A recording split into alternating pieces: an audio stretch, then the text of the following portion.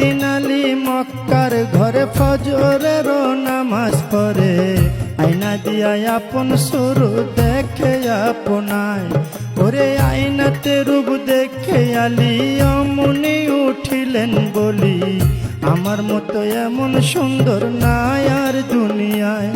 ওরে আয়নাতে রূপ দেখে আলী অমনি উঠিলেন বলি, আমার মতো এমন সুন্দর নাই আর দুনিয়ায়।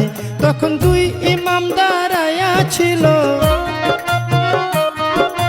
দুই ইমাম দাঁড়ায়া ছিল, আলীর ডাইনে বাইরে সাধের দুনিয়ায়।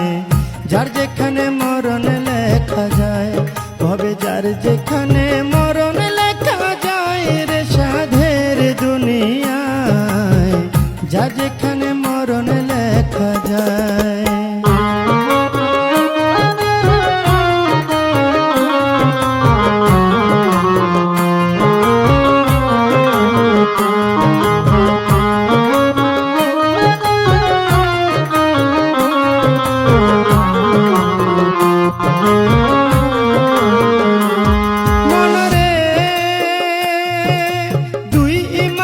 পিতার ধারে শুনে নাব্বা কই আপনারে, আপনার চেয়ে বেশি সুন্দর আছে আমার মার। মায়ের বাতুনি এক সুরত আছে, যে দেখছে সে পাগল হইছে। বিনায়া বিনায়া বলছে ইমাম দুইজনায়। ওরে এই কথা শুনিয়া আলী গুসাতে বলিলেন খুলি, দৌড়াইয়া তখন আলী ঘরে চইলা যায়। ওরে গিয়া বলছে জোহরা রে, শোনো জোহরা কই তোমারে। বিনায়া বিনায়া বলছে আলী মরতু যায়। জোহরা তুমি আমার ঘরের স্ত্রী, সকল সুর দেখতে পারি, তবে কেন প্রাণের শরীর দেখাও নাই আমায়।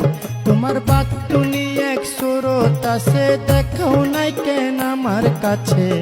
এই কথা বলিলেন যখন আলী মরতু যায়। ওরে এই কথা শুনে ফাতেমায় মনের মধ্যে ব্যথা পায়। করিয়া জানাইলেন মাওলারি দরগায়, মাওলা গো আমার বাতুনি সুরতের কথা যে কইয়া লাগাইছে ব্যথা।